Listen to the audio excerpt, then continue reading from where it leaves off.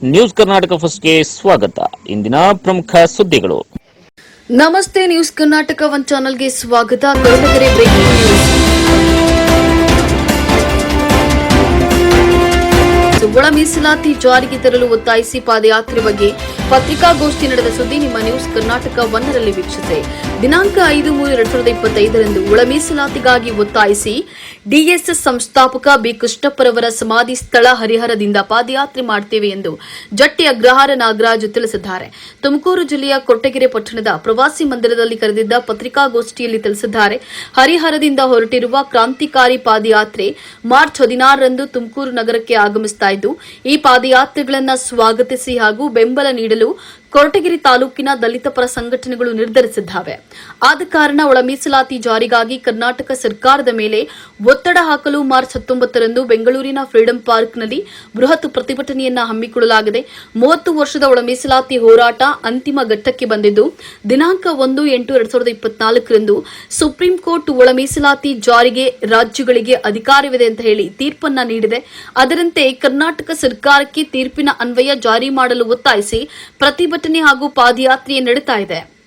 ಪ್ರತಿಭಟನೆ ಹಾಗೂ ಪಾದಯಾತ್ರೆ ನಡೆಯುತ್ತಿದ್ದು, ಅದಕ್ಕೆ ಬೆಂಬಲಿಸಿ ತಾಲೂಕಿನ ಎಲ್ಲಾ ದಲಿತ ಪರ ಸಂಘಟನೆ ಪದಾಧಿಕಾರಿಗಳು, ಹಿತೈಷಿಗಳು, ನಾಯಕರು ಈ ಕಾರ್ಯಕ್ರಮಕ್ಕೆ ಭಾಗವಹಿಸಿ ಯಶಸ್ವಿಗೊಳಿಸಲು ಪತ್ರಿಕಾ ಪ್ರಕಟಣೆ ಮೂಲಕ ಕೋರುತ್ತೇವೆ. ಇನ್ನು ಒಳ ಮೀಸಲಾತಿ ಜಾರಿ ಮಾಡಿ ಇಲ್ಲ ಕುರ್ಚಿ ಖಾಲಿ ಮಾಡಿ ಎಂಬ ಘೋಷಣೆಯೊಂದಿಗೆ ಈ ಪ್ರತಿಭಟನೆ ಮೂಲಕ ಪಾದಯಾತ್ರೆ ಮಾಡುತ್ತೇವೆ ಎಂದು ಹೇಳಿದ್ದಾರೆ. ಪತ್ರಿಕಾಗೋಷ್ಠಿಯಲ್ಲಿ ಪಿಎಲ್ಡಿ ಬ್ಯಾಂಕ್ ಅಧ್ಯಕ್ಷ ಚಿಕ್ಕರಂಗಯ್ಯ, ದಲಿತ ವೆಂಕಟೇಶ್, ದೊಡ್ಡಯ್ಯ, ಹೊಳವನಹಳ್ಳಿ ನರಸಿಂಹಮೂರ್ತಿ, ಲಕ್ಷ್ಮೀ ನರಸಿಂಹಯ್ಯ, ದಾಸರಹಳ್ಳಿ ಶಿವರಾಮಯ್ಯ, ಒಡ್ಡಗೆರೆ ವೀರಕ್ಯಾತಯ್ಯ, ಜಗದೀಶ್ ಸೇರಿದಂತೆ ಹಲವು ದಲಿತ ಮುಖಂಡರು ಭಾಗವಹಿಸಿದರು. ಇಂಪ್ಲಿಮೆಂಟ್ ಮಾಡೋದಕ್ಕೆ ಮುಂದಾಗ್ತಾರೆ ಅಂತ ಈ ಸಂದರ್ಭ ಹೇಳ್ತೀವಿ. ಇಲ್ಲ ಅಂದರೆ ಮುಂದಿನ ದಿನಗಳಲ್ಲಿ ಇಲ್ಲಿಂದಲೇ ಕೂಡ ನಾವು ಹೋರಾಟವನ್ನು ಮಾಡಿಕೊಂಡು ಬೃಹತ್ ಹೋರಾಟವನ್ನು ಮಾಡೋಕ್ಕೆ ನಾವು ಕೂಡ ಮುಂದೆ ಬರ್ತಾ ಇದ್ದೀವಿ.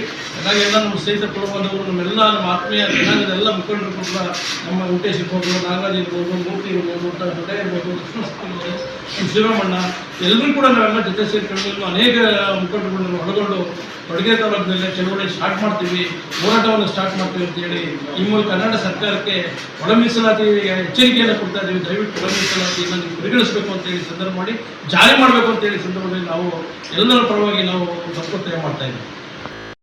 ನಮ್ಮ ಎಡಬಲ ಇದೆ, ನಮಗೆ ಬಲಪಂಥಿ ಅಂದ್ರೆ ಬಲಗೈ ಶಕ್ತಿ ಕಡಿಮೆ ಇದೆ ಈಗ ಆಡಳಿತ ಸರ್ಕಾರದಲ್ಲಿ. ಎಡಗೈನವರೇ ಬಹಳ ಜನ ಇದ್ದಾರೆ.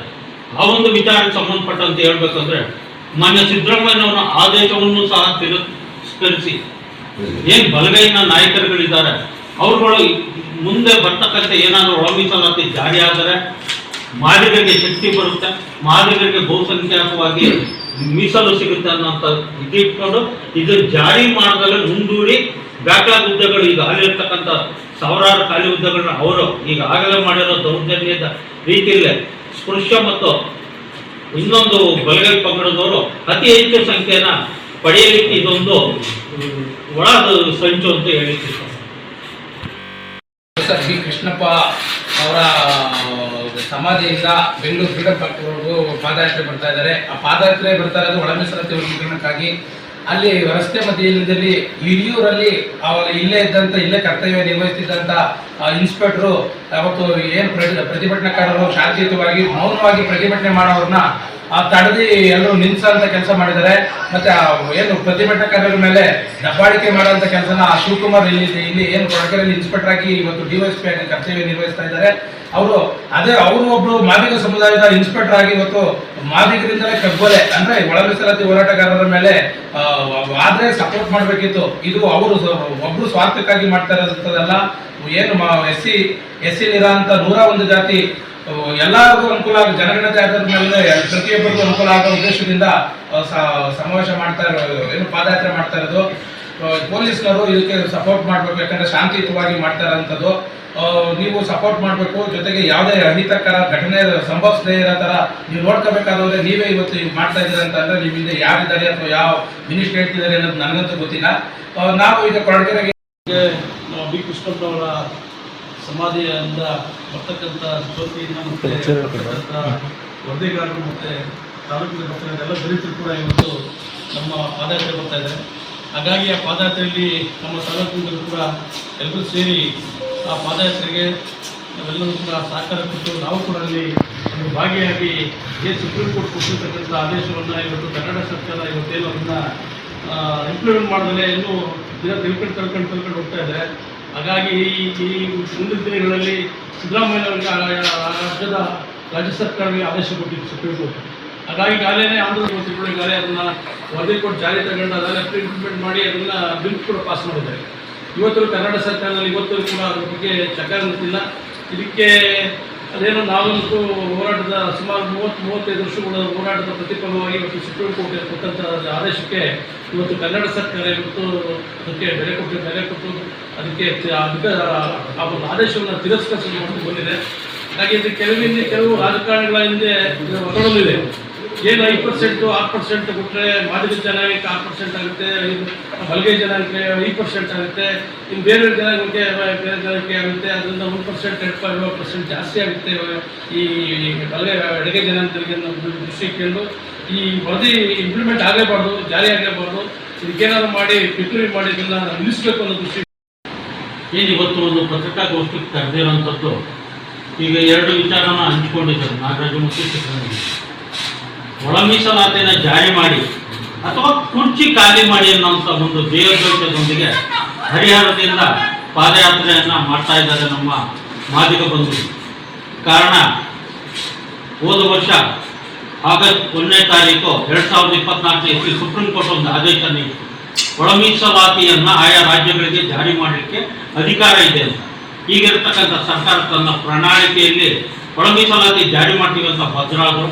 ಆದರೆ ಈಗ ಜಾರಿ ಮಾಡುವಂಥ ವಿಚಾರದಲ್ಲಿ ತುಂಬ ವಿಳಂಬ ಧೋರಣೆನ ತೋರಿಸ್ತಾ ಇದೆ.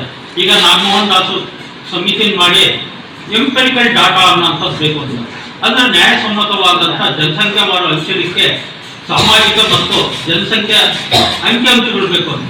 ಅದೇ ನಾಗಮೋಹನ್ ದಾಸ್ ಸಮಿತಿಗೆ ಸರ್ಕಾರನೇ ಸಹ ಏನು ಸರ್ಕಾರದೊಳಗೆ ನೌಕರಿ ಒಳಗೆ ಇರತಕ್ಕಂಥ ಪರಿಶಿಷ್ಟ ಜಾತಿಯ ಒಳ ಮೀಸಲಾತಿಗೆ ಅವಕಾಶವಾಗುವಂಥ ಅಂಕಿಅಂಶಗಳನ್ನು ಕೊಡೋದಕ್ಕೂ ಸಹ ಅಧಿಕಾರಿಗಳು ವಿಳಂಬ ಧೋರಣೆ ಮಾಡ್ತಾ ಇದ್ದಾರೆ. ಈ ಒಂದು ಜಾರಿ ಮಾಡುವಂಥ ವಿಚಾರದಲ್ಲಿ ಸರ್ಕಾರ ತುಂಬ ಹಿಂದೆ ಕುಳಿತಾ ಇದೆ. ಕಾಳಜಿ ಇದೆಯಾ ಇಲ್ಲ ಅಂತ ಗೊತ್ತಾಗ್ತಾ ಇಲ್ಲ. ಅವರಲ್ಲಿ ಕೆಲವರು ಒಳ ಮೀಸಲಾತಿ ಬೇಕು ಅಂತಾರೆ, ಕೆಲವರು ಬೇಡ ಅನ್ನಂತಾರೆ. ಈ ಒಂದು ಅಂತಿಮ ಕಾಲಘಟ್ಟ ನಿರ್ಣಯದಲ್ಲಿ ನಮ್ಮ ಹೋರಾಟ ಬಂದು ತಾರ್ಕಿಕ ಅಂತ್ಯಕ್ಕೆ ನಿಂತಿದೆ.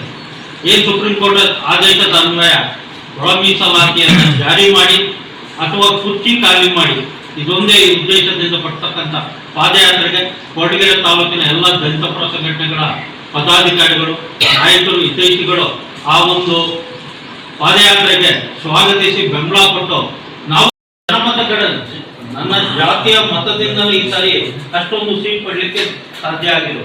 ಮತ್ತೆ ಇವರು ಪ್ರಣಾಳಿಕೆಯಲ್ಲೇ ಹೇಳ್ಕೊಂಡಿದ್ದಾರೆ, ನಾವು ಒಳ ಮೀಸಲಾತಿಗೆ ಬದ್ಧರಾಗಿದ್ದೀವಿ, ಜಾರಿ ಮಾಡಬೇಕು. ಮಾತಿಗೆ ತಪ್ಪಿದ ಸರ್ಕಾರ ಅನ್ನತ್ತೆ. ಇದರ ಪ್ರಜಾಪ್ರಭುತ್ವದಲ್ಲಿ ಏನಾಗುತ್ತೆ ಅನ್ನೋದು ತಮಗೆಲ್ಲ. ನ್ಯೂಸ್ ಕರ್ನಾಟಕ 1 ವರದಿ, ಕೊರಟಗೆರೆ ತಾಲೂಕು, ಹೊಸಕೋಟೆ, ಮುತ್ತುರಾಜ್.